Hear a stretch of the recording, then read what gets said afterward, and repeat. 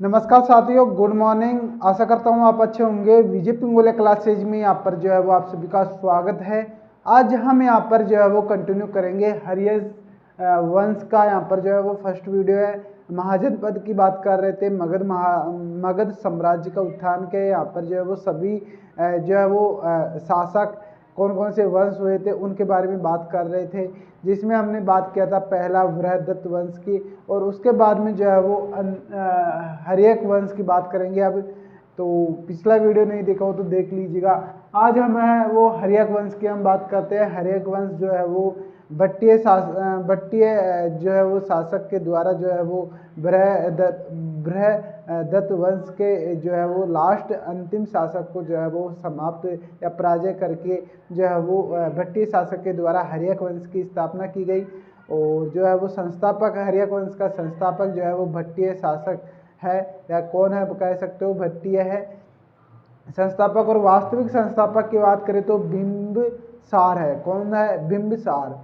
तो बिंबिसार क्यों है वास्तविक संस्थापक? क्योंकि बिंबिसार के काल में ही जो है वो शासन व्यवस्था जो है वो अच्छी और जो है वो साम्राज्य का विस्तार हुआ और सुदृढ़ यहाँ पर जो है वो शासन व्यवस्था हमें देखने को मिलती है। तो बात करते हैं यहाँ पर सभी राजवंशों की। यहाँ पर जो है वो कंटिन्यू हम बातें करते हैं और आपको बताते हैं कौन कौन से शासक यहाँ पर हुए हर्यक वंश में। तो बात करते हैं पहले तो इसके वंश कौन सा है? हर्यक वंश है। और प्रमुख शासक की बात करेंगे यहाँ पर। प्रमुख शासक, तो प्रमुख शासक कौन कौन है अगर बात करें तो प्रमुख शासन हमें कौन कौन से देखने को मिलते हैं? तो पहला देखने को मिलता है भट्टिय। कौन सा देखने को मिलता है? भट्टिय। दूसरा हमें देखने को मिलता है बिंबिसार। कौन देखने को मिलता है? बिंबिसार। इसके बाद में आगे चले तो बिंबिसार के बाद में हमें यहाँ पर कौन सा देखने को मिलता है? अजातशत्रु। अजात शत्रु। कौन? अजातशत्रु। इसके बाद में हमें जो है वो कौन देखने को मिलता है? उदयन। और उदयन के बाद में जो अंतिम है वो देखने को मिलता है। कौन सा देखने को मिलता है अंतिम? नागदशक। ये क्या है? अंतिम। तो अंतिम है। तो यहाँ पर बात करें किसके बारे में? भट्टिय का अगर बात करें, देखिए अब यहाँ पर शासन काल भी यहाँ पर बता देता हूँ कि ये शासन काल कितने तक रहा इनका, तो वो भी हम कंटिन्यू अभी यहाँ पर ही लिख लेते हैं ताकि आपको जो है वो याद हो सके। तो भट्टिय का अगर बात करें तो भट्टिय का यहाँ पर जो है वो हमें देखने को मिलता है। कब देखने को मिलता है? हमें देखने को मिलता है यहाँ पर 545 ईसा पूर्व। और कब तक देखने को मिलता है? तो 1 साल यहाँ पर जो है वो शासन किया इन्होंने। तो क्या हुआ? 544 ईसा पूर्व तक जो है वो इनका शासनकाल देखने को मिलता है। बिंबिसार की अगर बात करें, किसकी? बिंबिसार की बात करें तो इनका शासनकाल के बारे में देखने को कब मिलता है? तो इनका यहाँ पर जो है वो 544 ईसा पूर्व से हमें देखने को मिलता है 492 ईसा पूर्व। कब देखने को मिलता है? 492 ईसा पूर्व। अजातशत्रु का बात करें तो अजातशत्रु का यहाँ पर 492 ईसा पूर्व से हमें देखने को मिलता है 461 ईसा पूर्व। ओके, आगे बात करें उदयन, तो उदयन हमें यहाँ पर जो है 461 ईसा पूर्व से हमें देखने को मिलता है। और कब तक देखने को मिलता है? 461 से हमें यहाँ पर जो है वो 445 कब तक देखने को मिलता है? 445। तो 445 तक हमें यहाँ पर क्या देखने को मिलता है? उदयन देखने को मिलता है। इसके बाद में जो अंतिम है, क्या है? ये अंतिम है। अंतिम यहाँ पर और भी शासक हुए थे बट इतने ज़्यादा आपके खास नहीं है, आपको कुछ भी याद करने की ज़रूरत नहीं है उनको। लास्ट जाते हैं नागदशक की। तो नाग दशक जो है वो अंतिम शासक रहे थे। इनकी बात करूँ तो 412 ईस्वी तक इन्होंने जो है वो शासन किया, और 412 ईस्वी में क्या जो है वो क्या हुए, ये पराजय हुए। इसके बाद में जो है वो नागवंश की स्थापना हुई। तो नागवंश के शासक के द्वारा जो है वो कहीं यहाँ पर पराजय का मुंह देखना पड़ा। 412 ईस्वी तक ये शासक, ये अब बोलूँ हर्यक वंश रहा था। कब से कब तक रहा बात करें तो यहाँ पर 545 से 412 तक हमें देखने को मिलता है हर्यक वंश। तो आप ये भी आप यहाँ पर लिख सकते हो कि हर्यक वंश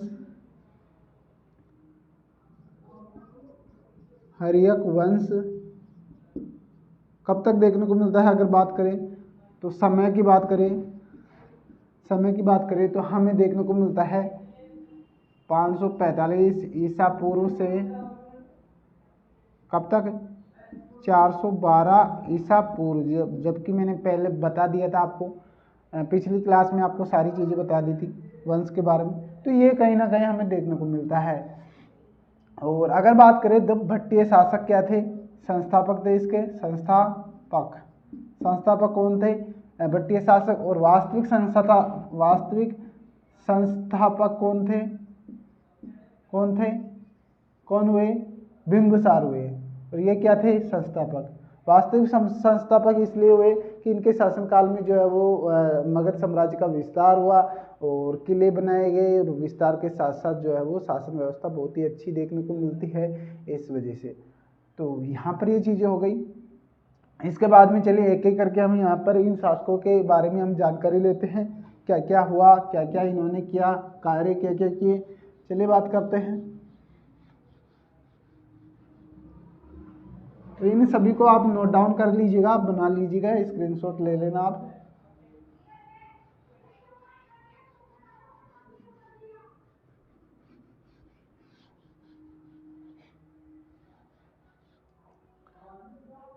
अब देखिए बात करें किसके बारे में, भट्टी है। तो भट्टी शासक की बात करूँ, शासन के बारे में मैंने बता दिया है अभी कि यहाँ पर जो है वो 545 ईसा पूर्व से यहाँ पर 544 ईसा पूर्व तक हमें देखने को मिलते हैं। अब यहाँ पर बात करें इनके द्वारा, अगर बात करें तो पहले कौन था, बृहदत्त वंश। देखिए नोट डाल के आप लिखते जाइए, बृहदत्त वंश के शासक को पराजय करके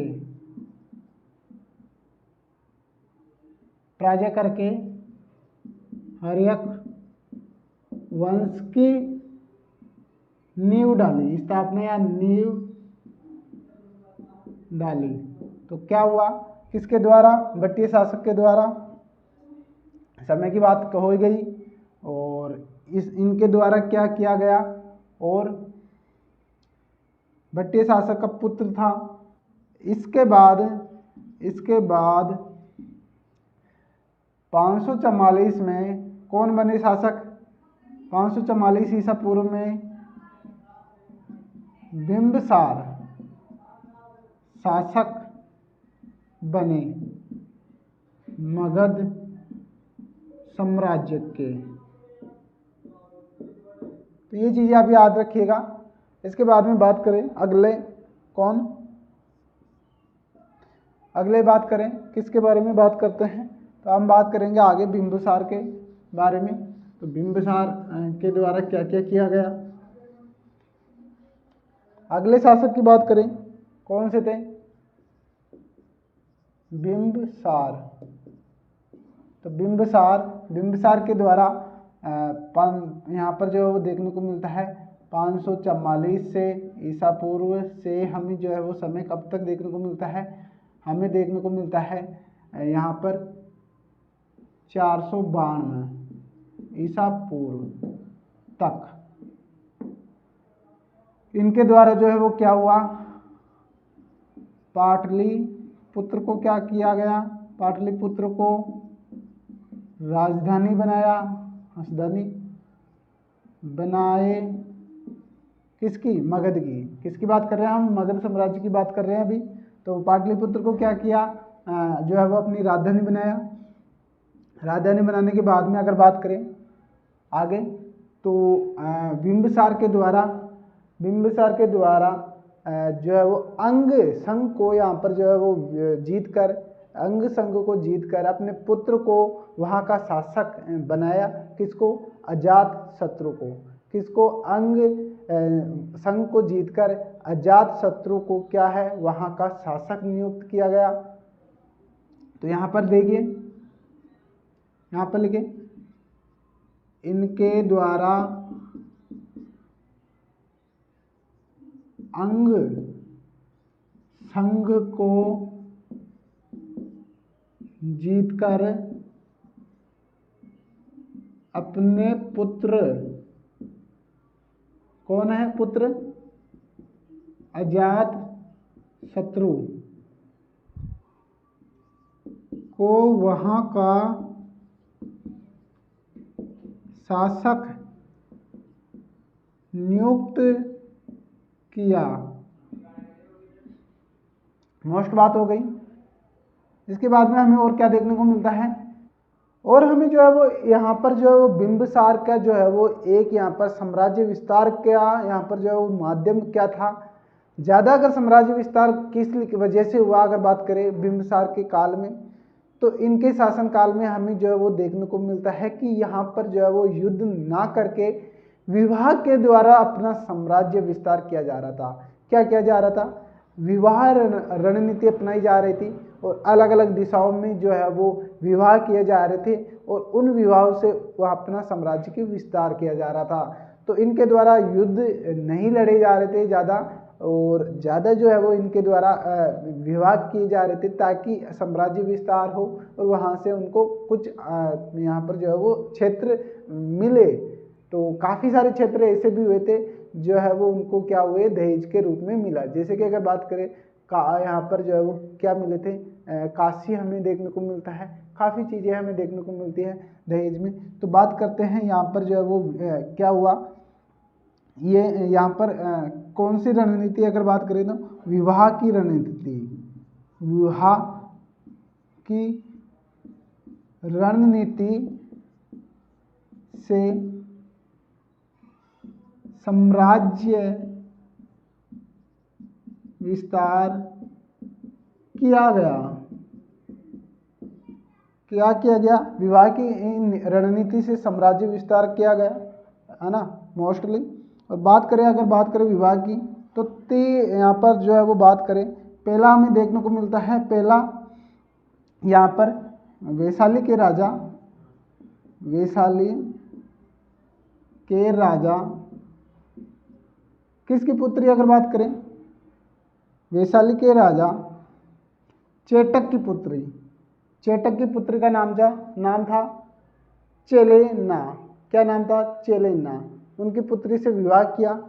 तो वैशाली के राजा चेलेना की पुत्री से इन्होंने क्या किया? विवाह किया। तो यहाँ पर लिखिएगा, वैशाली के राजा चेटक की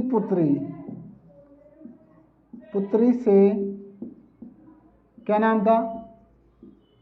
चेलेना। इनसे क्या किया गया? विवाह की बात कर रहे हैं हम। दूसरा हमें यहाँ पर कौन सा देखने को मिलता है? दूसरा हमें यहाँ पर ये देखने को मिलता है, देखिए यहाँ पर चेटक था, वो कौन सा वंश से संबंधित अगर बात करें तो ये थे लिच्छवी कौन था? लिच्छवी वंश। तो लिच्छवी वंश के क्या थे? शासक थे। इसके बाद में सेकंड हमें जो देखने को मिलता है,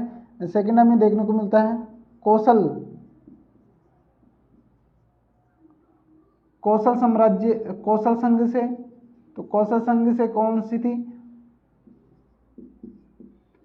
कौशल देवी। कौन थी? कौशल देवी। कौशल से कौन थी? कौशल देवी। और इनसे विवाह करने पर इनको क्या मिला था? काशी दहेज में।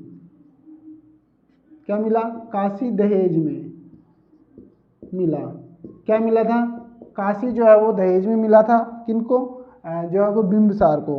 तो कौशल संघ की यहाँ पर जो है वो क्या बोले, अगर राजकुमारी थी कौशल देवी, इनसे विवाह करने पर काशी दहेज में मिला था। तीसरा हमें देखने को मिलता है, कौन देखने को मिलता है यहाँ पर, भद्र से, तो भद्र संघ से, भद्र राज्य से। तो बात करें भद्र कहाँ पर है, पंजाब, पंजाब। तो यहाँ से हमें यहाँ पर जो है वो शेमा, शेमा से विवाह किया इन्होंने। शेमा का नाम या फिर एक नाम मिलता है खेमा, तो आपको दोनों नाम देखने को मिल सकते हैं। इनसे विवाह किया, तो ये पंजाब में थे। कौशल, यहाँ पर कौशल देवी से काशी दहेज में मिला था। वैशाली के राजा चेटक की पुत्री थी। लिच्छवी वंश के शासक चेटक की पुत्री था चेलेना से इन्होंने विवाह किया। तो ये बातें हमें देखने को मिलती है। तो ये साम्राज्य विस्तार का काफ़ी इनका जो है वो मोस्ट जो है वो साम्राज्य विस्तार करने का प्रमुख कार्य था, और विवाह करना। तो इस वजह से यहाँ पर जो है वो वास्तविक संस्थापक भी कहा गया। यहाँ पर देखिए, नोट डाल के लिख लीजिएगा। तो इनको वास्तविक संस्थापक कहा गया। किसका, हर्यक वंश का। किसका कहा गया, हर्यक वंश का। तो ये बातें हो गई। अब इनके आगे जो है वो इनका पुत्र कौन था, हमने बात की थी कि जो है वो इनके जीतकर जो है वो अंग संघ को जीतकर अजातशत्रु को यहाँ पर जो है वहाँ का शासक नियुक्त कर दिया था। तो इनका पुत्र था अजातशत्रु। उन्हीं के द्वारा जो है वो बिंबिसार की मृत्यु की गई, या अजातशत्रु के हाथों अपने पिता की हत्या की गई, और उसके बाद में जो गद्दी संभालते हैं वो अजातशत्रु है। तो अब यहाँ पर देखते हैं, आगे कंटिन्यू करते हैं, अजातशत्रु कौन बनता है शासक इसके बाद में जो बात करें। तो यहाँ पर नोट डाल के आप लिख लीजिएगा कि 492 में, 92 ईसा पूर्व में अपने पिता की हत्या करके कौन बन जाता है गद्दी पर, कौन शासक बन जाता है, अजातशत्रु। तो ये चीज़ आप यहाँ पर याद रखिएगा। अभी आपको लिखवा भी देता हूँ। देखिए दोस्तों, थोड़ा सा वीडियो लंबा हो सकता है क्योंकि मैं आज आराम से आपको पढ़ा रहा हूँ। मेरे मुंह में जो है वो छाले हो रखे हैं, तो आज जो है वो थोड़ा सा हो सकता है कि मैं धीमा बोलूँ, बट आपको जो है वो कंप्लीट आज ये हर्यक वंश जो है वो आज कंप्लीट करवाऊंगा। तो इसके बाद में कौन शासक बनता है, इसके बाद में हमें जो है वो शासक देखने को मिलता है। इसके बाद में बात करें तो हमें जो है वो अजात शत्रु, अगले शासक कौन मिलते हैं, अजातशत्रु। अगर बात करें समय के बारे में, तो समय यहाँ पर जो है वो देखने को मिलता है 492 ईसा पूर्व से 461 ईसा पूर्व। और इनके बारे में क्या मिलता है कि अपने पिता की यहाँ पर जो है वो हत्या करके जो है वो गद्दी पर कौन बैठे थे, अजातशत्रु। किसकी, बिंबिसार की। तो उनकी हत्या करके अपनी गद्दी संभाली थी। इस वजह से इस वंश को जो है वो पितृहंता वंश भी कहा गया। और यही नहीं, इनके जो पुत्र होंगे वो भी इनकी हत्या करके ही गद्दी संभालेंगे। तो इस वजह से जो है वो और उनके पुत्र भी यहाँ पर जो है वो क्रम वाइज जो है वो क्या होंगे, पिता की हत्या करके जो है वो अपने गद्दी संभालेंगे। और इस वजह इससे क्या कहा गया, इस वंश को पितृहंता वंश कहा गया। तो इस वंश को, या फिर बात करें अजात शत्रु के द्वारा, अजातशत्रु के द्वारा अपने पिता की हत्या कर गद्दी संभाले। क्या हुआ, गद्दी संभाले, गद्दी पर बैठे, संभाले या गद्दी पर बैठे। तो इस वजह से इस वंश को पितृहंता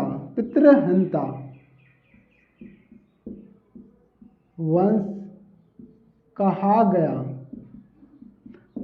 तो इस शासक को क्या कहा गया? पितृहंता कहा गया।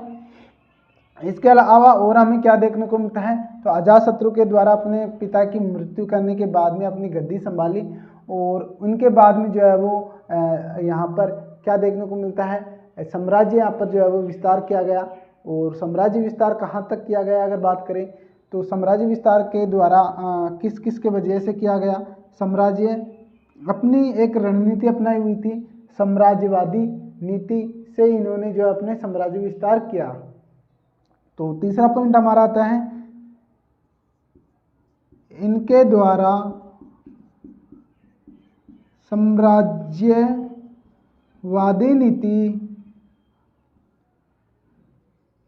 नीति से कौशल व वैशाली को जीता। तो यह हमें देखने को मिलता है। और इसके अलावा और हमें क्या देखने को मिलता है? तो इसके अलावा हमें और क्या देखने को मिलता है? इसके अलावा यहाँ पर जो है वो बात करें साम्राज्यवादी नीति से किस किस को जीता? कौशल संघ को और वैशाली को। तो इनका क्या हुआ? कौशल संघ और इनका यहाँ पर हमें देखने को मिलता है। देखिए कौशल के राजा कौन थे? कौशल के राजा से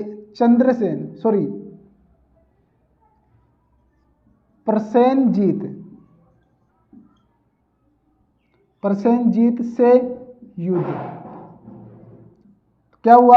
यहाँ पर जीतने के लिए कौशल के राजा यहाँ पर जो है वो कौन देखने को मिलता है? यहाँ पर हमें देखने को मिलता है प्रसेनजीत। तो कौशल के हमें देखने को मिलता है। और वैशाली के राजा कौन थे? चेटक। तो वैशाली के राजा कौन थे?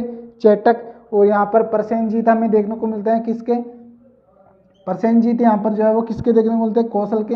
तो इनके साथ में युद्ध हुआ था। इसमें क्या हुआ? अजातशत्रु की क्या हुई थी? पराजय। क्या हुई?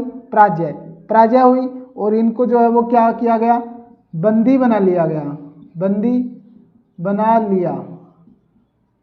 तो बंदी बना लिया था। और ये क्या थे? जेल में बैठे हुए थे। ऐसे जेल में बैठे हुए थे। इसके अंदर जेल में बैठे हुए थे। और इनकी पुत्री थी प्रसेनजीत की, क्या थी? एक पुत्री थी जिसका नाम हमें क्या देखने को मिलता है? नाम हमें यहाँ पर देखने को मिलता है विजीरा। और एक नाम मिलता है वजीरा। तो विजीरा या वजीरा यहाँ पर जो है इनकी पुत्री होती है। उसको जब पता चलता है कि यहाँ पर जो है वो अजातशत्रु जेल में बंद है तो उससे क्या करती थी? प्यार करती थी, पसंद करती थी। तो उन्होंने जो है वो अपनी पुत्री ने इसको छुड़वाया। और छुड़वाने के बाद में इससे जो है वो प्रसेनजीत से संधि करवाई। और संधि में यहाँ पर जो है वजीरा से विवाह किया। और विवाह के साथ में यहाँ पर प्रसेनजीत के द्वारा जो है वो काशी दहेज में दी गई। तो यहाँ पर हमें और क्या क्या देखने को मिलता है? देखिए यहाँ पर जो है वो प्रसेनजीत के साथ में क्या हुई? यहाँ पर बंदी बना लिया गया। बट इसके प्रसेनजीत और इसके अजातशत्रु के मध्य में क्या हुई? एक संधि होती है। क्या होती है? संधि होती है। और संधि में क्या होता है? पहली संधि होती है कि अपनी यहाँ पर जो है वो अपनी पुत्री का विवाह। क्या होता है? अपनी पुत्री का विवाह यहाँ पर जो है वो होता है, विवाह करते हैं। तो विवाह के बारे में बात करें तो विवाह करवाते हैं। विवाह कौन सी थी? विजीरा या फिर एक नाम मिलता है वजीरा। तो दो नाम यहाँ पर जो मिलते हैं। एक यहाँ पर जो है वो क्या हुआ? इनको क्या हुआ? काशी दहेज में किनके द्वारा दिया गया? प्रसेनजीत के द्वारा। तो ये बात हुई, किसकी बात हुई? ये बात हुई हमारी कौशल की। किसकी बात हुई? कौशल संघ की बात हुई। और इसके अलावा वैशाली के राजा के साथ में क्या हुआ? युद्ध हुआ था चेटक के साथ में, जो लिच्छवी वंश से संबंधित है। देखिए सभी बातें आप जो है वो लिख लीजिएगा, स्क्रीनशॉट ले लेना।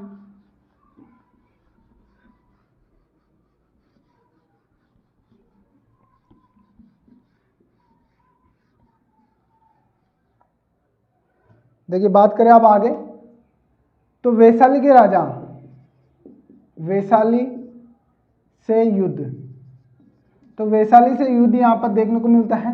वैशाली से युद्ध, वैशाली के राजा कौन थे? लिच्छवी वंश के राजा, लिच्छवी वंश के राजा हमें कौन से देखने को मिलते हैं? चेटक। लिच्छवी वंश के राजा कौन थे? चेटक से युद्ध होता है, चेटक से युद्ध होता है। अजातशत्रु के दो यहाँ पर मंत्री हमें देखने को मिलते हैं इस युद्ध में। कौन से बात करें तो दो मंत्री कौन से थे अगर बात करें तो पहला हमें यहाँ पर जो है वो कौन सा देखने को मिलता है इस युद्ध में? इस युद्ध में जो है वो पहला हमें जो है वो देखने को मिलता है, एक देखने को मिलता है सुनिधि और एक देखने को मिलता है यहाँ पर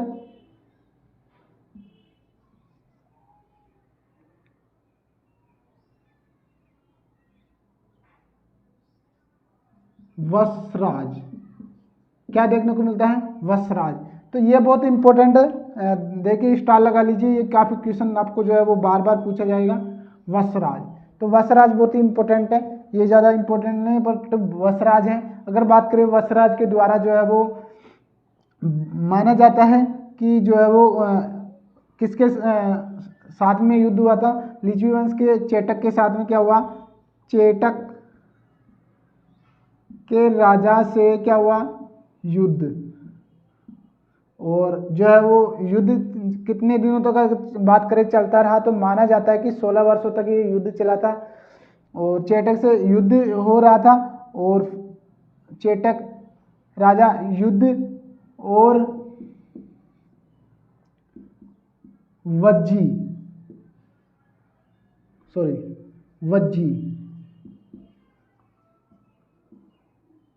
संघ पर विजय। तो वज्जी संघ पर विजय किसने बनाई? वत्सराज के द्वारा। और यहाँ पर और हमें क्या देखने को मिलता है? और हमें यहाँ पर देखने को मिलता है, माना जाता है कि यहाँ पर जो है वो लिच्छवी वंश के राजा चेटक से 16 वर्ष तक युद्ध लड़ा गया। कितने वर्षों तक ये युद्ध देखने को मिलता है? माना जाता है कि 16 वर्ष तक ये युद्ध चला था। और यहाँ पर इसमें दो यहाँ पर जो है वो प्रमुख एक जो है वो क्या लिए जाते थे? हथियार यहाँ पर यूज लिए गए दो। कौन कौन से अगर बात करूं तो प्रमुख दो हथियार यहाँ पर काम में लिए गए। तो यहाँ पर बात आती है दो हथियार। तो दो हथियार कौन कौन से थे अगर बात करें? पहला हमें यहाँ पर देखने को मिलता है, पहला हथियार कौन सा था? पहला रथ मूषक। पहला हमें कौन सा हथियार देखने को मिलता है? रथ मूषक। सेकंड हमें देखने को मिलता है महाशिला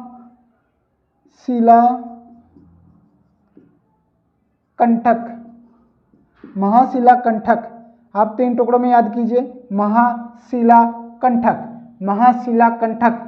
तो रथमूषक और महाशिला कंठक दो हथियार यहाँ पर मिलते हैं। इन हथियारों से जो है वो लिच्छवी वंश के राजा चेटक को पराजित किया और जो है वो वज्जी संघ पर जो है वो विजय प्राप्त की। तो ये यहाँ पर जो है वो बहुत ही इंपॉर्टेंट है। इसका यहाँ पर जो है वो क्वेश्चन पूछा जा सकता है कि अजातशत्रु के कौन से मंत्री के द्वारा जो है वो चेटक को हराया गया या लिच्छवी वंश के राजा को हराया गया, या फिर जो है वो कौन से दो हथियार थे जिनका उपयोग अजातशत्रु के द्वारा किया गया? तो रथमूषक और यहाँ पर महाशिला कंठक के द्वारा। तो यह हमें देखने को मिलता है। जो है वो बात करें आगे तो आगे हमें यहाँ पर और क्या देखने को मिलता है? अजातशत्रु के द्वारा आगे हमें यहाँ पर जो है वो देखने को मिलता है कि गंगा और सोन नदी के किनारे पर तट पर जो है वो इन्होंने एक दुर्ग बनाया था। बाद में जाकर उदयन ने उस दुर्ग पर जो है वो एक जो है वो पाटलिपुत्र नगर बसाया और पाटलिपुत्र नगर बसाने के बाद में वहाँ पर अपनी राजधानी पाटलिपुत्र को बनाया। तो यहाँ पर यही सब चीज़ें हमें देखने को मिलती है अजातशत्रु के द्वारा। और अजातशत्रु का भी जो है वो यहाँ पर अपने इनके पुत्र हुआ कौन? उदयन ने अपने पिता की हत्या करके गद्दी संभाली थी, तो इनके भी बेटे ने इनकी हत्या करके गद्दी संभाली। चलिए आगे बढ़ते हैं।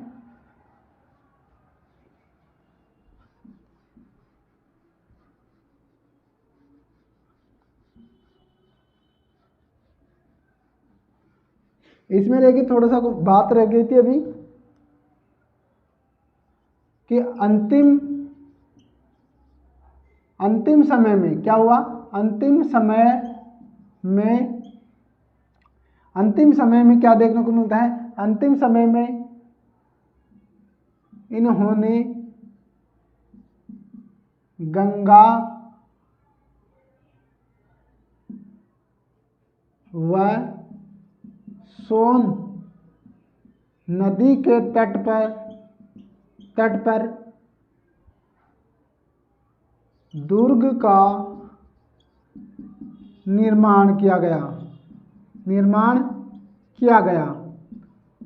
एक दुर्ग बनाया गया और इस दुर्ग को बाद में मैंने जैसे कि अभी बताया कि उदयन के द्वारा अपनी राजधानी बनाई और वहाँ पर जो है वो क्या हुआ, जो है वो पाटलिपुत्र साम्राज्य जो है वो बसाया, पाटलिपुत्र नगर बसाया। तो ये बात हो गई अंतिम समय में क्या किए, अजातशत्रु के द्वारा गंगा और सोन नदी पर जो एक दुर्ग का निर्माण किया गया। अब बात करते हैं किसका, उदयन के बारे में। तो उदयन के बारे में हमें क्या देखने को मिलता है। उदयन का समय की बात करें तो समय हमें यहाँ पर जो है वो देखने को मिलता है 461 ईसा पूर्व से 445 ईसा पूर्व हमें देखने को मिलता है। अगर बात करें आगे तो इनके द्वारा क्या किया गया, जो इनके यहाँ पर जो है वो पिता की मृत्यु करके, देखिए ये भी क्या थे, पितृहंता थे। अपने पिता की हत्या करके शासन संभाला या गद्दी पर बैठे, यह बात हो गई, संभाला। और अगर बात करें तो उदयन के द्वारा पाटलिपुत्र, इनके द्वारा पाटलिपुत्र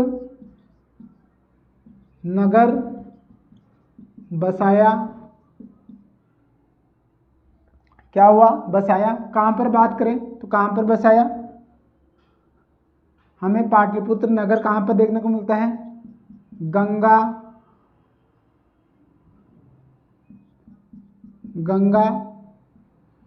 सोन व गंडक नदी पर एक पाटलिपुत्र नगर बसाया और इसी को अपनी राजधानी बनाए। तो किसको, पाटलिपुत्र को। तो पाटलिपुत्र को क्या किया, उदयन के द्वारा जो है वो राजधानी बना ली गई और जो है वो इनका शासनकाल 445 ईसा पूर्व तक रहा।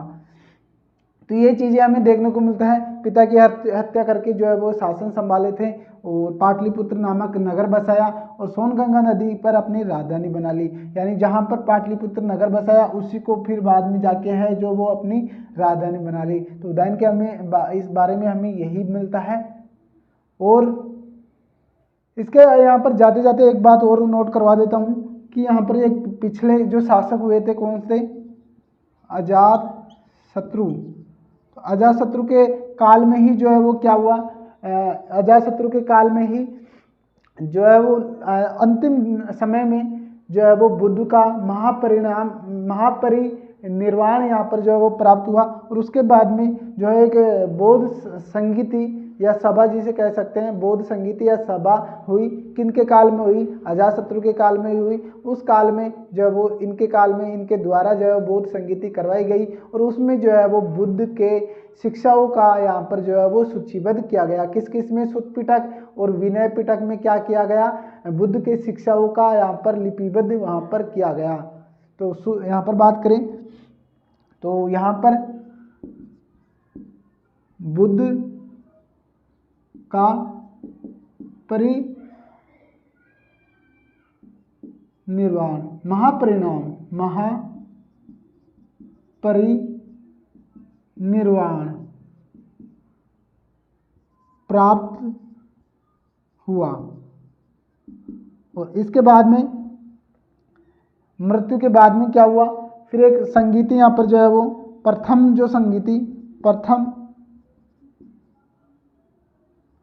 संगीति जो हमें देखने को मिलती है, जिसमें अगर बात क्या हुआ, जिसमें हमें यहाँ पर प्रथम संगीति हुई, किसके द्वारा करवाया गया, अजातशत्रु के द्वारा। और इसमें क्या हुआ कि इनकी शिक्षा यानी बुद्ध की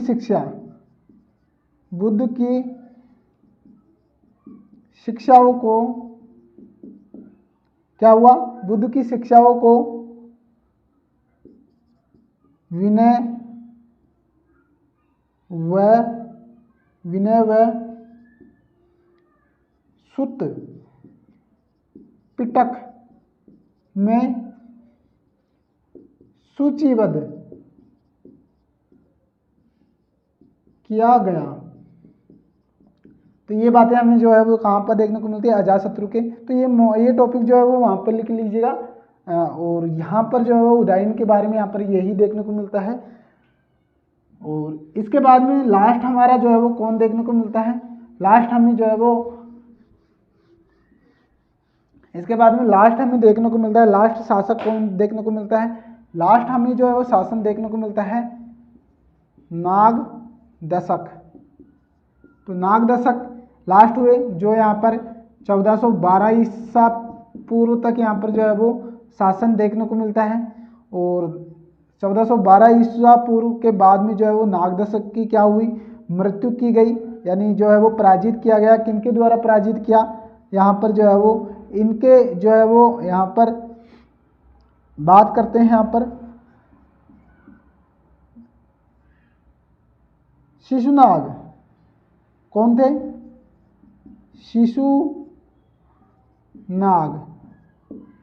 शिशुनाग एक अमात्य के साथ युद्ध में पराजित हुए और इसके बाद में जो है वो इनकी मृत्यु कर दी गई। इस युद्ध में हारे और मृत्यु हुई। और इसके बाद में जो है वो नागवंश की स्थापना, नागवंश की नींव डाल दी गई। किनके द्वारा डाल दी गई, शिशुनाग के द्वारा जो है वो नागदशक की यहाँ पर जो नागदशक को पराजित करके नागवंश की जो है वो नींव डाल दी गई। तो बात करें कब, 1412 ईसा पूर्व में हमें देखने को मिलता है। तो ये बात हुई हमारी हर्यक वंश की। हमने सभी डिटेल से बात कर ली है। हमने पूरे शासक के बारे में बात किया, जिसमें हमने यहाँ पर पहला शासक लिया था किसका, यहाँ पर भट्टिय का, कौन था, भट्टिय। द्वितीय हमने लिया यहाँ पर कौन था, बिंबिसार। और बिंबिसार के बाद में हमें कौन सा देखने को मिलता है, अजातशत्रु। और अजातशत्रु के बाद में यहाँ पर जो है वो उदयन के बाद में हमें जो है वो लास्ट अंतिम जो है वो देखने को मिलता है, अंतिम शासक जो है वो हमें कौन देखने को मिलता है, कौन देखने को मिला, नागदशक। तो देखिए भट्टिय शासक 1 साल रहा। इसके बाद में बिंबिसार आया। बिंबिसार की मृत्यु अपने पुत्र के द्वारा की गई। किसके द्वारा, पुत्र के अजातशत्रु के द्वारा। इस वजह से इसको पितृहंता वंश कहा गया इस वंश को। इसके बाद में जो है वो उदयन ने भी अपने पिता की मृत्यु जो है वो करके अपनी गद्दी संभाली। और उदयन के बाद में जो है वो कई शासक यहाँ पर देखने को मिलते हैं। और जो अंतिम शासक जो है वो नागदशक रहते हैं 412 ईसा पूर्व में। और उसके जो है वो यहाँ पर जो है वो एक अमात्य यहाँ पर हुआ करते थे, शिशुनाग। उनके द्वारा इनको पराजित कर दिया गया और नागवंश की क्या हुई, नींव डाल दी। और इसके बाद में अब कल यहाँ पर कंटिन्यू करेंगे नागवंश को। और नागवंश को कंटिन्यू कंप्लीट कल की क्लास में रहने वाला है। फिलहाल ये वीडियो कंप्लीट हो जाता है। और आशा करता हूँ वीडियो समझ में आ चुका होगा, पसंद आया होगा। पसंद आया तो लाइक करना, कमेंट करना और जो है वो अपनी राय जरूर दीजिएगा कि वीडियो कैसे लग रहे हैं आपको। फिलहाल सभी इन्फॉर्मेशन अच्छी लगी होगी। वीडियो को यहाँ तक अंत तक देखने के लिए सभी साथियों का धन्यवाद। फिर मिलते हैं कल की क्लास में, जब तक के लिए बाय बाय।